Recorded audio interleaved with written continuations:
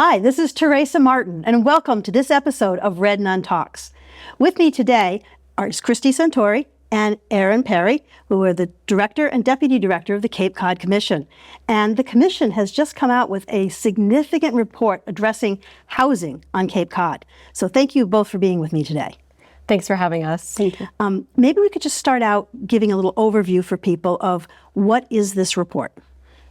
So the Commission developed the regional strategy, the housing strategy for Cape Cod. We recently issued the report after almost a year of really comprehensive work to develop a strategy that's looking at the housing crisis and opportunities for us to address the unique challenges that we're facing here on Cape Cod.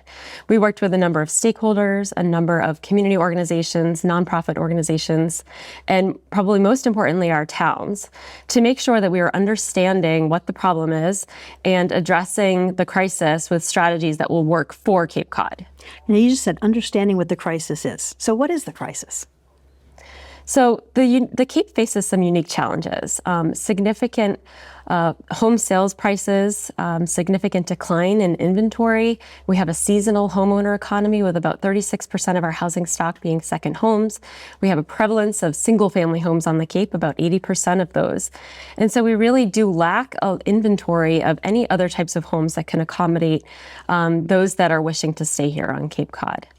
Okay, can I be devil's advocate for a moment? And you should both jump in and you can throw things around this if you wish. There are people who say, well, housing's a free market. Why not just let the chips fall where they do? Sure. I think the Cape is unique given the seasonal nature of the region, the strong kind of financial incentive to rent homes on a short-term basis rather than a year-round basis, and some of the other pressures we face just being kind of that destination or seasonal economy. And so I think that we face some of those unique challenges and that we need to think about how we can support those year-round residents who are also trying to face some of those unique challenges. So we have, a year-round workforce, but also a heavy reliance on seasonal jobs, which tend to be lower wage jobs, and many people struggle to kind of meet the the price point that many of our homes are selling at. So I think that there's kind of that unique nature of the challenge that we have kind of a demand for homes from people who aren't living here year round. And then we also have an economy that is kind of in a large part based on some lower wage jobs. So there's really a mismatch in terms of those people who need homes here and what they can afford. Well, I find it interesting because in many components of healthy communities, having a diversity of housing stock, of economic opportunities, et cetera, that diversity component is part of what makes a community sustainable. You always remember, being told as a kid, don't put all your eggs in one basket. And it seems we have put all our eggs in a single home basket. Can you talk a little bit about that sort of lack of diversity and what this report may have found around that topic? So it really did find that we do have a lack of diversity in the types of homes that we have here on the Cape. So the housing typology shows that about 80% are single family homes. So we have very few multifamily opportunities. And those multifamily opportunities are typically more affordable for those that are kind of making those middle wages, our firefighters, our policemen, our teachers, those that were really considering first responders, those that were so important during the COVID pandemic and now are having difficulty finding places to live on the Cape. It's really making sure that we have enough missing middle housing to accommodate those that want to stay and live and work on the Cape. Well, I know Aaron and I were talking before about one of the things that was surprising in the report, surprised me too. Can you talk a little bit about some of the percentages that you found? Sure. We conducted a comprehensive zoning analysis looking at all 15 towns' local zoning to identify where multifamily housing is allowed by right or by special permit. And what we found is that only 2% of the zoned land area across Cape Cod allows anything more than 2 units to be built by right. So 2%, as in 2% of all of Cape Cod can be anything except for a single family home. That's correct in terms of our residential zoning. So 98% single family, 2% everything else. Right. Wow. Right. So there are, while we have that kind of large portion that is existing single family homes, there's also very little opportunity right now for multifamily housing development. So this report did a couple of things, right? It was about getting data and also about making suggestions. So I kind of want to talk about both pieces of those. Can we talk a little bit more about the data part and how this is part of a longer term data gathering effort? So we spent a significant amount of time collecting data to make sure that we had the best available information to then make these recommendations. We've conducted the comprehensive zoning analysis that Erin mentioned. We've also been collecting data from across the country and strategies from across the country that have worked in other places to see what might be appropriate for Cape Cod. So we've now collected a lot of information that our towns can now use to identify strategies that will work for their communities.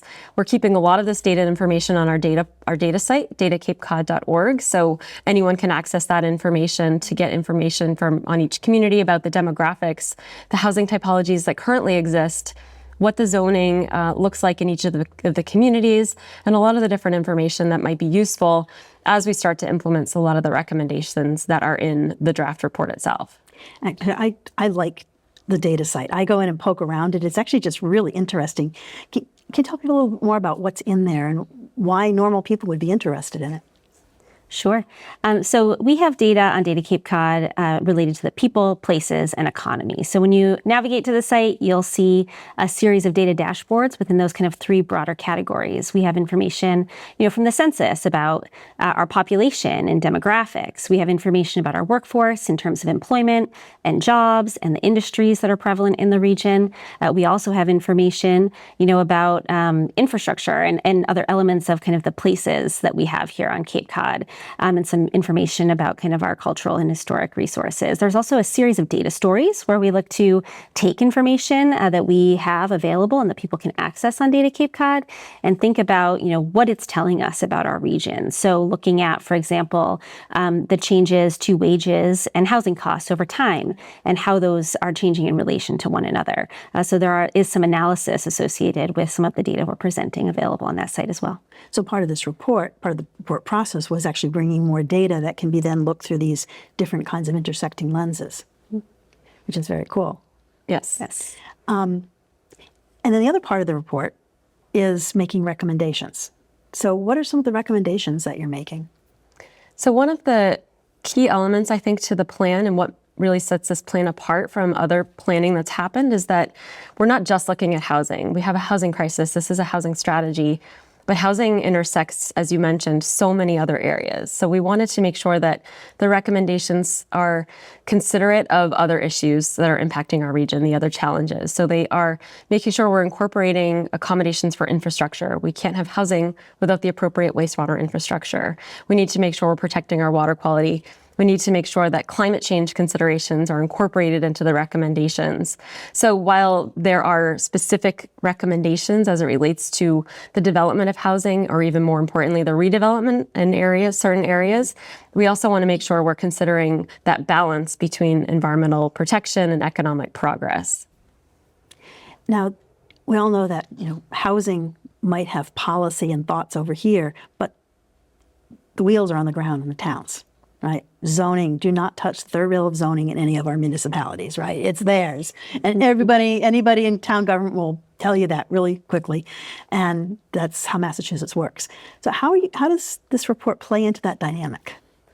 The report also includes a series of local zoning recommendations. So there are recommendations that are tailored for each of the 15 towns. It also includes some broader best practices that towns could think about in evaluating their own local zoning. But the other local zoning recommendations actually considered kind of what exists today in the communities and what maybe some small adjustments could be made to particular zoning in a community, or perhaps what other types of zoning could be incorporated at the local level. And so each community has a set of those local recommendations. We worked with the stakeholders and our town staff and community members to identify what their needs were, what their interests were, and kind of what they were working on at the local level, so that when the strategy was complete, they could actually take those recommendations and be able to pursue them at the local level.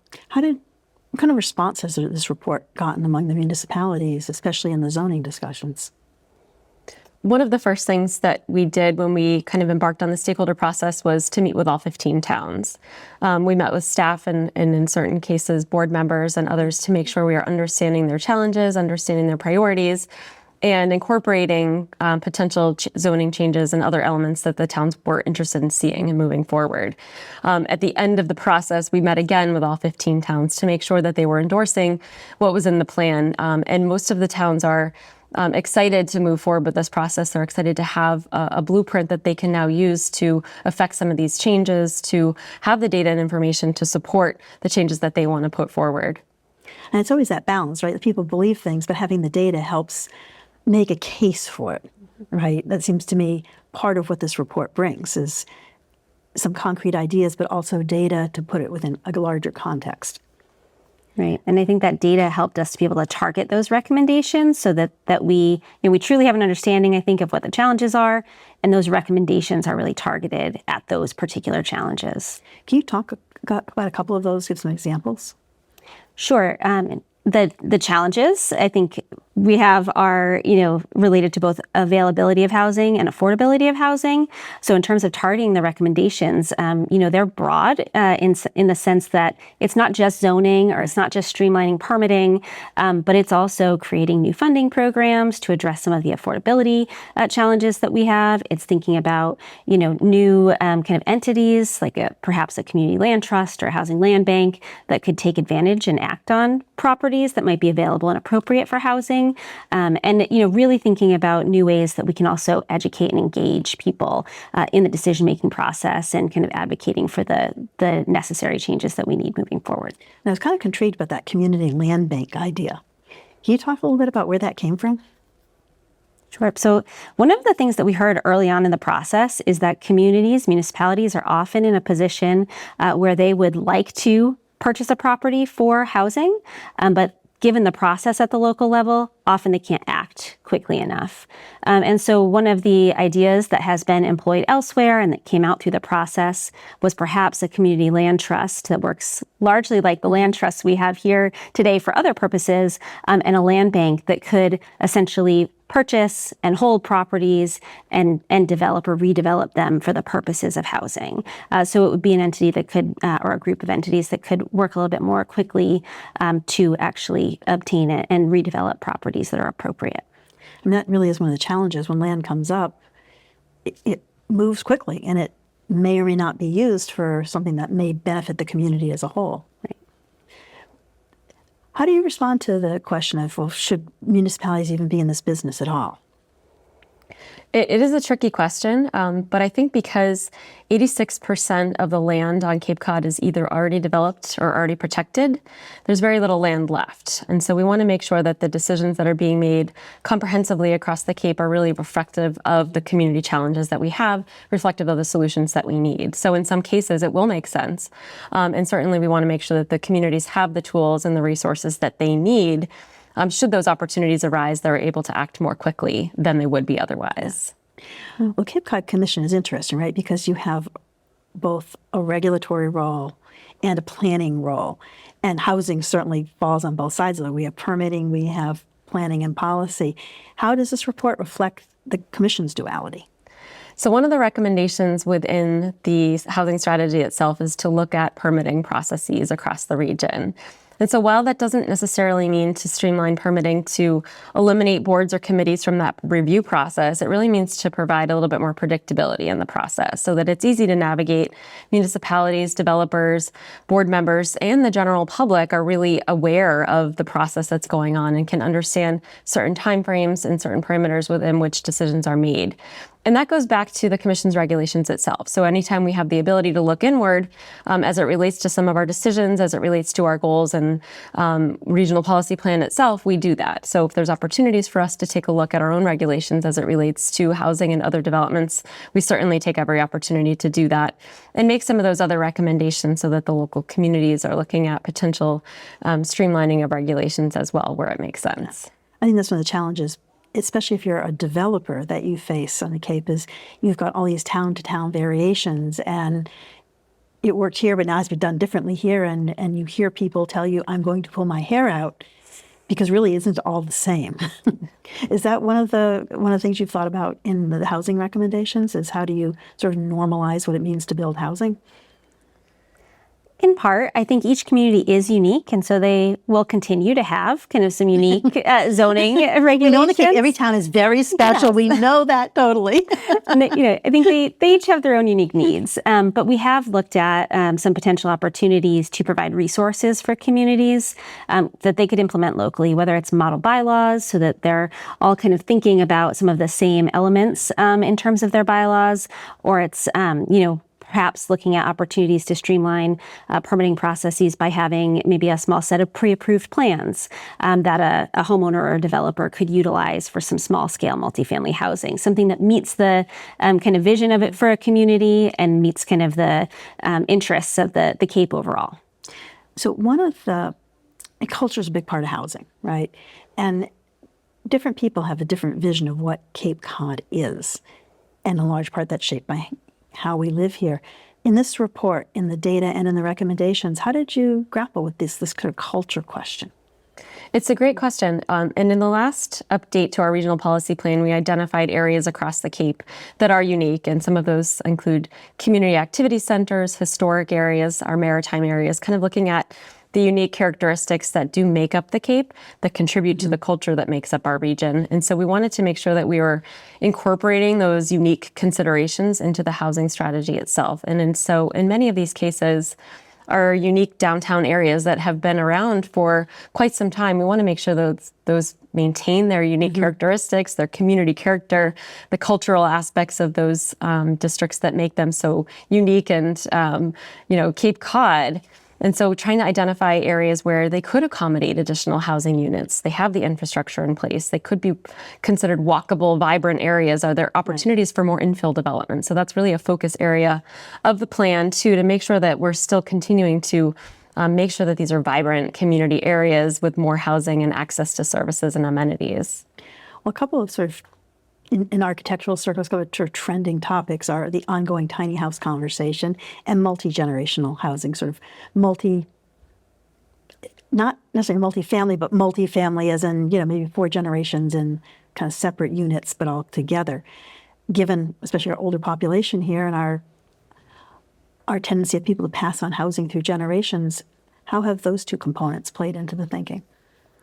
Sure. I think that's a really important topic, and I think something that came out in our discussions, and something that I think happens organically in some areas and in some households. But we also looked at potentially establishing a regional home sharing program, knowing that there may be instances where some of our older population may want somebody in their home, may be able to utilize that as an extra source of income, and then also may be able to have somebody who can help with, some kind of day-to-day tasks or little things around the house. It allows them to stay in their home for a longer period of time.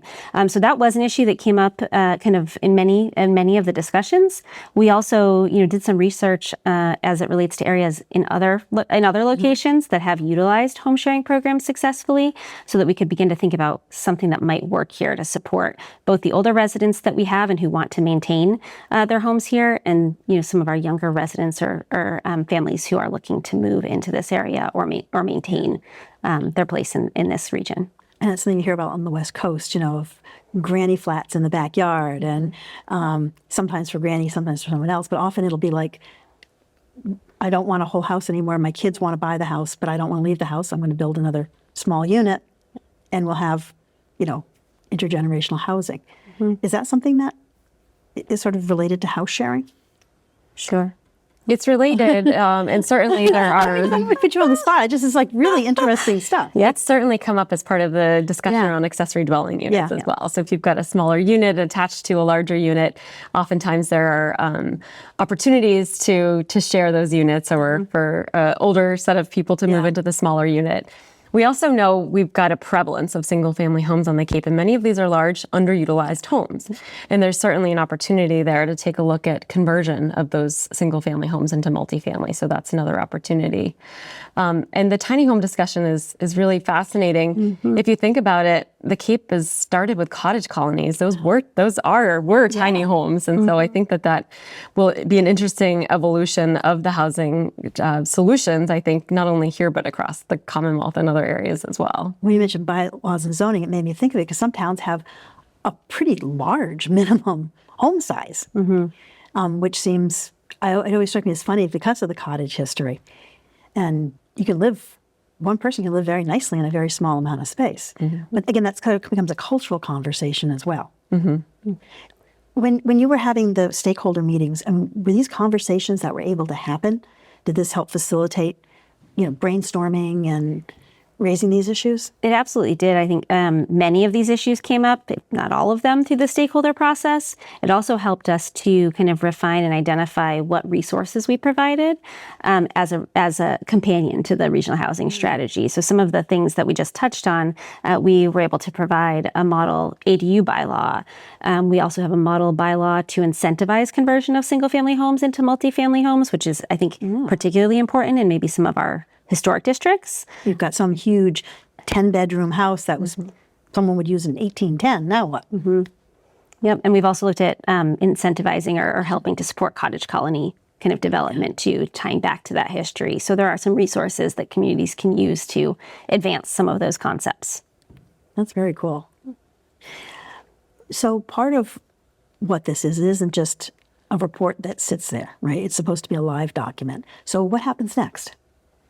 It is a live document, and there are lots of components within the plan itself that we will be updating regularly. We want to track progress to make sure we are addressing the housing crisis, incorporating those other challenges into the solutions that we're facing. And as Erin mentioned, we've developed a number of tools and resources for the communities. And so we want to make sure that we're working with the towns, with the local community organizations, the nonprofits, to implement a lot of these solutions.